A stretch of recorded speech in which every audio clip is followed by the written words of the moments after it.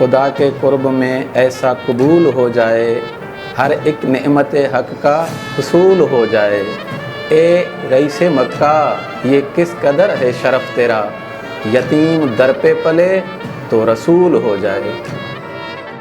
ہے تیری اونچی سب سے شان، میں تجھ پہ ہو جاؤں قربان۔ جناب حضرت عمران تیرا کیا کہنا، تیری عظمت کو سلام۔ اعوذ باللہ من الشیطان الرجیم، بسم اللہ الرحمن الرحیم۔ مومنین کرام، ہمارے ساتھ ایک ایسی شخصیت موجود ہیں جس نے ایمان ابو طالب علیہ السلام پہ ایم فل کیا ہوا ہے اور اس کے ساتھ ایمان ابو طالب علیہ السلام پہ پی ایچ ڈی کر رہے ہیں، اور اس کا ایک کتاب بھی شائع ہوا ہے جس کا نام ہے ایمان ابو طالب علیہ السلام پہ تحقیقی جائزہ۔ تو کوئی تعارف کے محتاج نہیں، ڈاکٹر علامہ خدمت علی قمرانی صاحب، سلام یا علی مدد۔ السلام علیہ السلام مدد۔ قبلہ، آپ کی جو محنت ہے، جو کاوش ہے، کوشش ہے، ہم دعا کرتے ہیں کہ مولا آپ کو اور توفیقات میں اضافہ فرمائے۔ تو سب سے پہلے میرا سوال یہ ہے کہ حضرت نبی کریم صلی اللہ علیہ وآلہ وسلم نے جب نبوت کیا تو یقیناً نبی کریم صلی اللہ علیہ وسلم پہ مشکلیں آئیں۔ تو سوال میرا یہ ہے کہ حضرت ابو طالب علیہ السلام کا اس وقت، اس دور میں کیا کردار رہا نبی کریم صلی اللہ علیہ وسلم کی حمایت میں جب اس نے اعلان نبوت کیا؟ جی علامہ صاحب۔ اعوذ باللہ من الشیطان الرجیم، بسم اللہ الرحمن الرحیم۔ الحمدللہ وکفی، سلام علی عبادہ الذین اصطفیٰ، وخصوصاً علی ابی القاسم محمد اللہم صلی علی محمد واہل بیتہ الطیبین الطاہرین المعصومین الہداۃ المہدیین، اما بعد فقد قال اللہ تبارک و تعالی فی کتابہ المجید وفرقانہ الحمید وہو اصدق الصادقین قولہ الحق۔ بسم اللہ الرحمن الرحیم۔ علم یجدک یتیما فآویٰ۔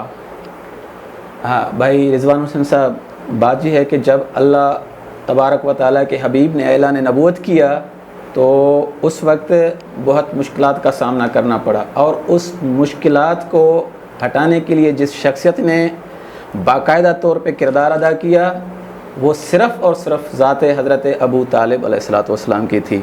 جزاک اللہ۔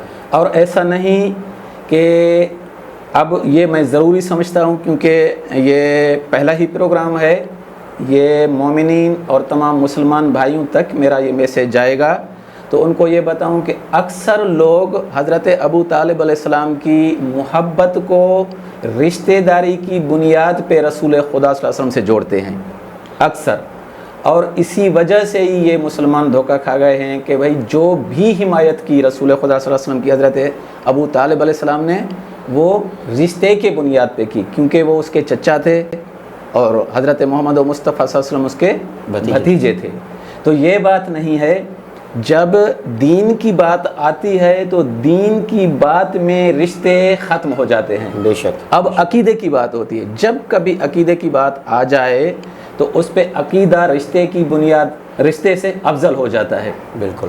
تو رسول خدا صلی اللہ علیہ وسلم کی جو حمایت تھی وہ صرف محمد بن عبداللہ کی نہیں تھی، اس پہ غور کرنا ہے۔ تمام مسلمان بھائیوں کی خدمت میں میری یہ گزارش ہے کہ صرف اس پہ توجہ دینی ہے اور اس پہ غور و فکر کرنا ہے کہ حضرت ابو طالب علیہ السلام نے جو حمایت کی تھی وہ رشتے کی بنیاد پہ نہیں، بلکہ رسول خدا صلی اللہ علیہ وآلہ وسلم جب تک اعلان نبوت نہیں کرتا تب تک سب کے سب ان کے محسن بھی ہیں، ان سے محبت بھی کرتے ہیں، ان کو چاہتے بھی ہیں، ان سے پیار بھی کرتے ہیں۔